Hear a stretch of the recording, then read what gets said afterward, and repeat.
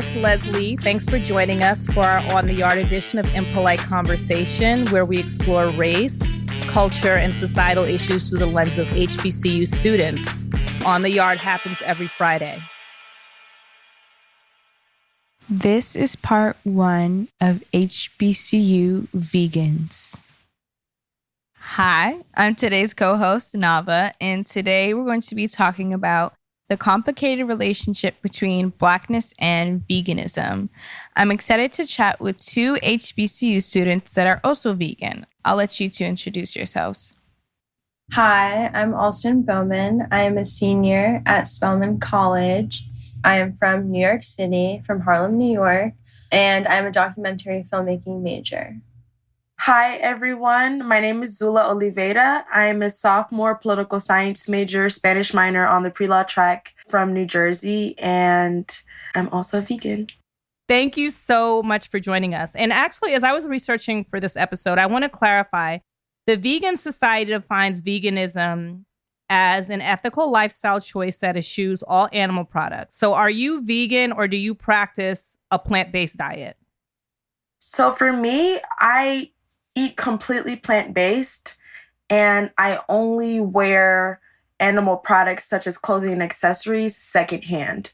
So I don't actively participate in the supply and demand capitalism aspect of leather goods and suede and stuff like that, but I will buy it secondhand or take it from my mom's closet because that's not actively contributing to animals being killed, if that makes any sense.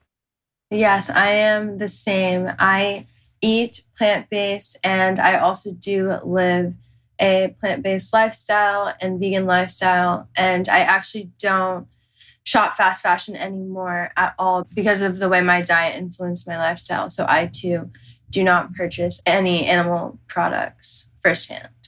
I mean, I'm not vegan, so I don't know. Is it okay for the purposes of this conversation to just use vegan and plant-based diet interchangeably? So plant-based is like, you can be vegetarian and be plant-based. It means most of your diet consists of plants, but plant-based and vegan are not completely interchangeable. Kind of like African-American and Black. All vegans are plant-based, but not all plant-based people are vegan. Got it. I was a very strict vegan when I first went to Spelman. And then after having experiences, I transitioned to plant-based because I also received a lot of harsh feedback from my community when they would see me eat stuff that wasn't technically vegan. I received a lot of comments about my diet, which surprised me because I had never experienced others commenting about my diet before. So I would say not interchangeable just because of the reaction from others wanting to label a plant-based diet. But I agree, like all vegans are plant-based, but not all plant-based people are vegan. So let's start with when and why each of you became vegan or decided to adhere to a strictly plant-based diet. I became a vegan cold turkey, actually, the summer going into my freshman year of college. I was online on Netflix. I'm a documentary filmmaking major, so I watch a lot of documentaries. I just happened to stumble upon What the Health, and I watched it, and it really affected me for many reasons. I would say the initial reason being in high school, I was very much an activist, and I still consider myself an activist to this day, but I was kind of needing a transition between activism you can do in high school and activism you can do in college. I was also transitioning from a PWI to an HBCU. So a lot of terms and definitions were evolving in my life.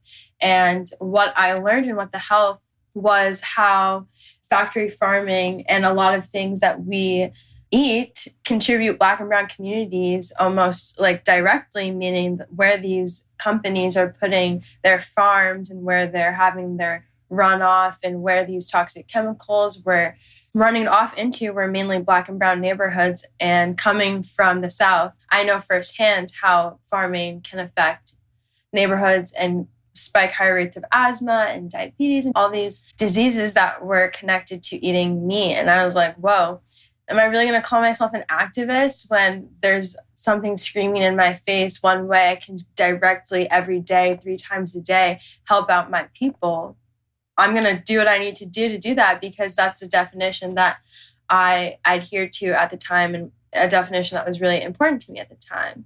And part of why I now call myself plant-based was because of my experiences at the HBCU. I found it very, very, very hard to eat 3 meals a day, which I think are really important. And my veganism intersects with healthy eating habits and disordered eating. So it's very important for me to eat 3 meals a day. And I found that very hard at Spelman, and it was triggering behaviors that I did not like. So I had to do a little shift in order to be the healthiest that I could be. When you're in college, it's very important to eat before you go out. And I found myself not being able to eat before I would go out all the time. And we know how that goes when you don't eat before a night out. It's not very good. But I definitely plan on returning back to full veganism once I have graduated and have more of a standing in my own kitchen. So for me, my mom's been vegan most of my life. My mom went to CAU, and when she was at CAU, she became a vegan. And so I grew up eating a lot of plant-based food. I still ate chicken here and there and different types of meats, but I'm actually allergic to red meat, so I don't eat a lot of it. Most of my life, I didn't grow up eating a lot of red meat.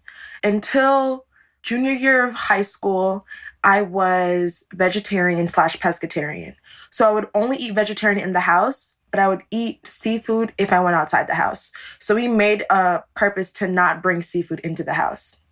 I also watched What the Health with my mom, and we decided we were all going to be vegans, myself and my 2 younger brothers. My dad, he's still a flexitarian because he loves meat, but that's another conversation. What the Health definitely was very formative in my decision to become a vegan. And I always knew it was bad for the animals. I grew up watching Cowspiracy and other vegan documentaries. My mom always gave me a choice. She was like, you don't have to be vegan, but if you want to, I'm here for you. Because she knew how to cook vegan food. But coming to CAU, it definitely was hard to upkeep my diet, but I stuck through it. I was very determined to stay vegan. And I don't know, like the thought of eating animal products just disgusts me to the point where I don't ever see myself going back. As hard as it is on campus, luckily we're home for the pandemic, so I get to eat my mom's cooking. So both of you touched on this. Alston, you said that being at Spelman and being vegan was difficult for you. And then also Zula, you said that there were challenges. Can you describe or sort of expand on what those challenges are? The people in the cafeteria and who work for the dining and food services of the institution, their objective is not to appease to vegans. And if they have something vegan, it's like in the vegan vegetarian section. And so sometimes they'll have like veggie pasta, but they put cheese on it. And I'm like, I can't eat this. And they're like, oh, we made a veggie option. I'm like, no, like there's a difference between vegetarian and vegan. And they don't know that. So I feel like the institutions need to educate their faculty on what veganism is and to make sure that every student can eat. Because we pay so much to go to school, there's no reason why we shouldn't be able to eat. And then have to like order out. I spent a lot of money on Uber Eats and my parents were upset. They were like, we send you to this amazing institution and you're not well fed. This is a problem. I totally agree. I experienced the same issues at Spelman. So much so that I developed a relationship with the cafeteria staff because I would walk in and walk out so much that they began asking me, can you eat today? And I'm also just very outspoken. So I would meet with the chef all the time and be like, do you need me to send you recipes? It's really not hard. I would say mainly the top problem is education. I just don't think a lot of the people that were cooking the food knew exactly what vegan and vegetarian dishes are. I would say the bigger issue that I saw across the board, because you're not using traditional ingredients that people would think of in a dish.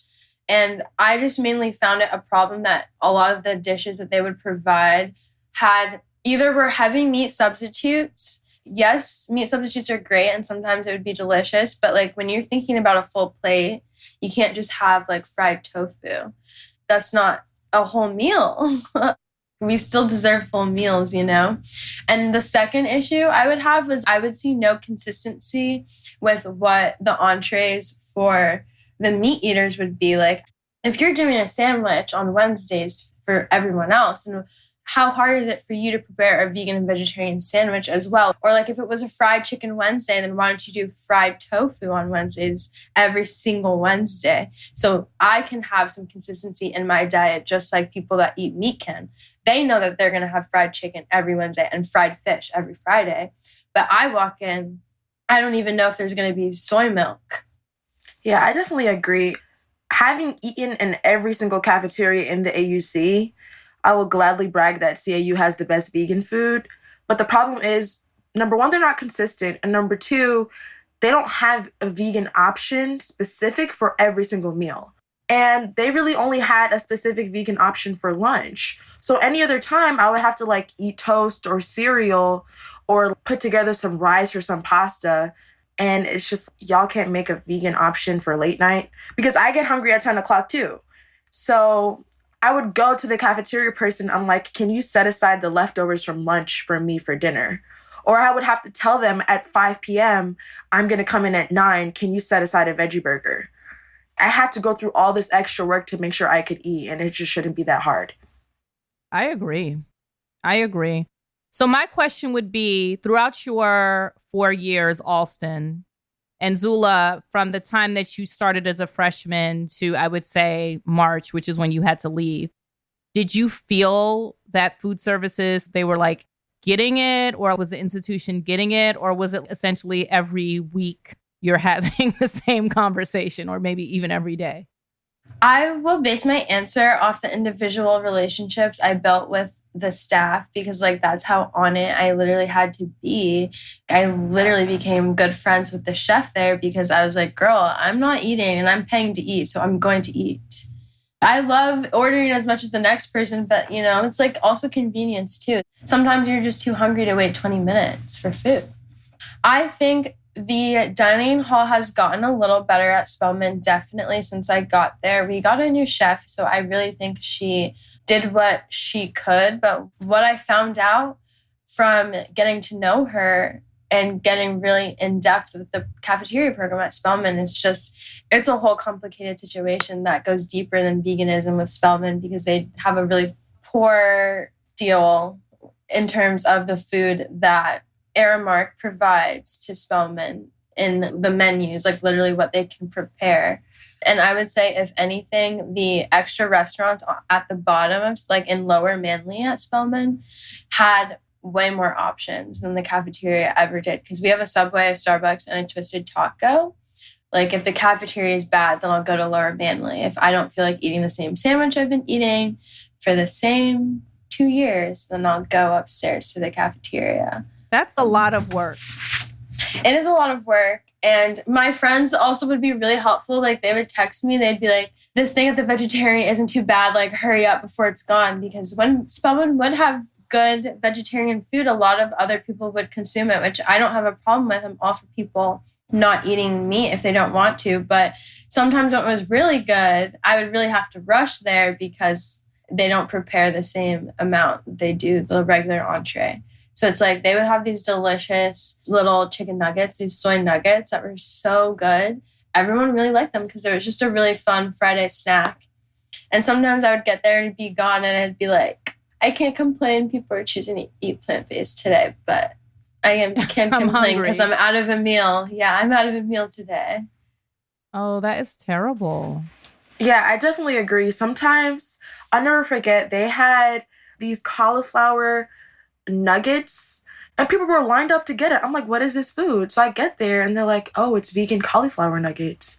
So I grab a whole plate of them. I sit down. I'm ready to get my next plate. And they're like, oh, it's done. And I see a whole bunch of people throwing them out. And they're like, oh, I thought it was chicken and it's cauliflower. How dare they? People wasted 2 pounds of cauliflower nuggets and I was still hungry. And I was just so upset because that was the only vegan thing in the caf that day. There was no fries. The rice was cooked with butter. And it was just all I could eat was cauliflower. And I didn't even get enough. So I definitely think that they need to do better with the portions. And in things that can be vegan, they need to make them vegan. Like you don't have to cook rice with butter. You can use oil. Or if you guys make this toast or this pasta, use oil instead of butter. Because I literally cannot eat certain pasta meals if you're putting dairy in it, which is unnecessary dairy. Or sometimes they would even cook vegetables and they're like, oh, we have sauteed vegetables and it's full of butter. So I would just eat a salad. Yeah, it definitely seems like an ordeal. Many people don't know this, but Black Americans are more likely to be vegan compared to the overall population.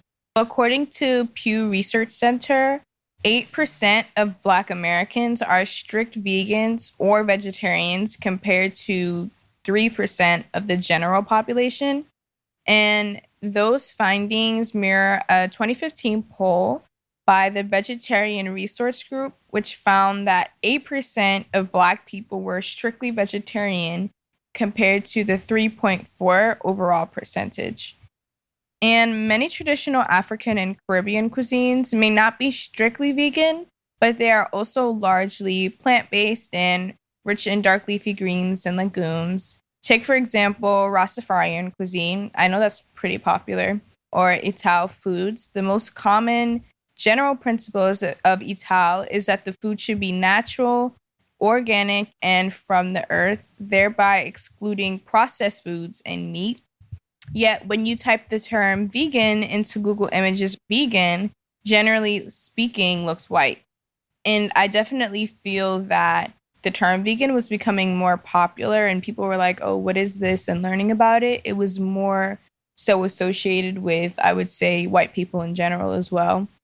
So that being said, as vegans or plant-based, would you say that you feel reflected in your culture? I think it's important that you brought up the history because when the term veganism was coined in the 70s, they didn't realize that cultures outside of America have been eating vegan for centuries. If you go to places like India or places like Japan, a lot of their diets are based in vegetables. And although they might eat fish from time to time, so many cultures outside of the United States have been eating vegetables for so long. And a lot of African cultures, they didn't have access to cattle. And a lot of them didn't have access to the ocean. So they weren't fishing. They were eating grains and berries and fruits and vegetables. So it's definitely frustrating when I tell people I'm vegan and they're like, oh, that's white. I'm like, no, actually, it's probably the blackest way you can eat. And they don't realize that. So I find myself educating people a lot. And they're like, oh, I've never heard of that. And I'm like, well, you don't know about it for a reason. They don't want you to know about that. It's definitely hard to kind of like stick up for yourself and represent the entire vegan community. But people have told me like, oh, you don't look vegan. I'm like, how do I look vegan? Like, oh, usually vegans are white. I'm like, no, they're not. So it's just a lot that people don't know. And if people don't want to know, they're not going to. And I would also say, in fairness to them, there's also a certain perception in terms of the way veganism is marketed. It's marketed to look a certain way. Veganism in America is to, if we're going to use vegan as a verb, to veganize traditional American dishes. So you have things like the Beyond Burger and the Impossible Burger and vegan nuggets. But we never think like, okay, a plate of pasta is vegan. It's literally pasta and sauce. Or if you eat a stir fry, it's rice and vegetables. And there's so many things that we naturally eat and we don't think about them being vegan or plant-based, but they are. But people think like vegan means fake meat or soy milk. And it doesn't always have to be a replacement. Like the base of most of our meals comes from the earth. Yeah, definitely. I agree 100% with everything. And I would say going to an HBCU, living my plant-based lifestyle, I began to see how Black people are so amazing and so connected to the earth naturally and historically. And there's like 5 restaurants I can name right now, vegan and vegetarian restaurants within 5 miles of Spelman, like Tassili's Raw Reality, Slutty Vegan, Vegan Dream Donuts. There's like 2 smoothie places, and I'm sure I'm missing a lot, but getting to know those restaurants and getting to know those spaces, it really helped me understand that transitioning to a plant-based lifestyle is also like reconnecting with your roots and history and your ancestors and also the earth, which I think it's really important for people to realize when you stop consuming animal byproducts.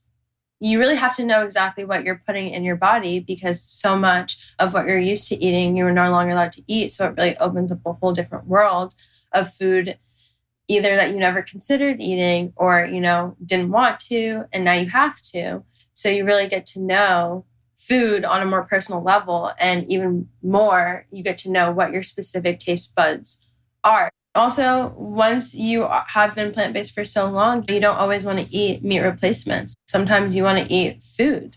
Yeah. Not like you don't want to eat fake chicken or fake this. Like, no, you get introduced to a world that is like so much more beyond that. And I think culturally, Black cultures have the flavor for those types of dishes as well. I remember when I first got introduced to Ethiopian food, and maybe I was 20, 21, I was like, I can totally see how people could be vegan because the flavors were so complex and it wasn't this redundancy that I was accustomed to when I think of vegan food. Obviously, Ethiopian food is not a vegan lifestyle, but so many of their dishes are vegan and they're amazing. They're so good. Yeah, so Tabitha Brown, you might know her from TikTok or Instagram. She's getting her own cooking show after her vegan videos blew up on, like I said, TikTok or Instagram. Beyonce's vegan. She has been for a long time, and she partnered in a plant-based meal delivery service. Would you say you feel that veganism is becoming more mainstream and you've noticed some of your friends have moved to a plant-based diet? And if so, what would you attribute it to? I would say it's becoming mainstream, but I'm not sure I like the way that it's going. I feel like people see it as a trend you can just hop on, and they don't understand the psychological, physical, and mental effects veganism can have on your life. Like, you literally are removing death from your diet. I hate to be so graphic. When you're consuming an animal that has died, like, you have to think about what that's doing to your body. My mom always says, like, our bodies are not graveyards. And it's important to think of your body as a temple and to nurture it. And so when people say you are what you eat, like, you really are what you eat. So when people are like, oh, Tabitha's vegan, or I'm going to go vegan because Tabitha did, they're not thinking about their protein intake. They're not thinking about their B12. They're not thinking about their iron. And then they're going to have all these deficiencies and end up at the doctor. And the doctor's going to say, well, you're not eating properly. And so people need to think about how their plate looks to make sure they're getting those nutrients. Because I know every vegan thinks about their nutrients every day. And if you're just hopping on the trend so that you can eat vegan burgers and vegan chicken nuggets, that's not a healthy diet. You can be vegan and be unhealthy. So people need to keep that in mind. It's more than just food. It's definitely more than just food. I'm not like mad at the trendiness. I didn't go vegan for animals, so I think it's great that people do that. But I also think it's kind of like with any trend, you know, trends die eventually. So I just hope that with this trend that, you know, it makes people think. And I do also think that once people either transition to a little bit of vegetarianism for a minute, they do see the benefits in their health enough to make it last for a lifestyle. But I don't think the trendiness is a bad thing, but I do think it was frustrating to have to wait in line for Slutty Vegan amongst people that are just going to go to dinner and eat meat, you know? It's kind of frustrating. Yeah, like, I'm like, thank you for patronizing a vegan business, but I've waited all day for this meal and you're going to eat a steak tonight and you just ate a vegan burger. Like you said, trends die, but I feel like people need to understand that food is medicine. My mom, she went vegan for health reasons. I went vegan for the animals. I was like, wow, what they're doing to these animals is horrific. Like, I don't want to be a part of that.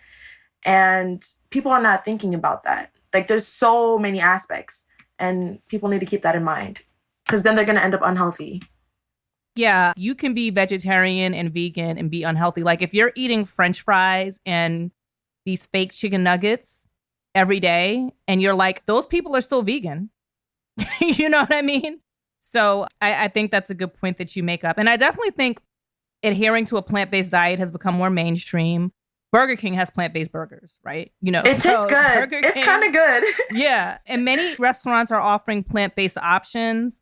I know when I started the Iconoclast dinner experience, like when I first started in 2015, I would be like, oh, this person is vegetarian or vegan.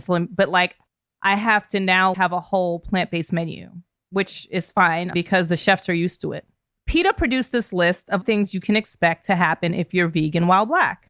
Some of these things are funny and I don't even know how true they are. And some of them might even feel weird like reading it, but let me know if any of these statements resonate with you.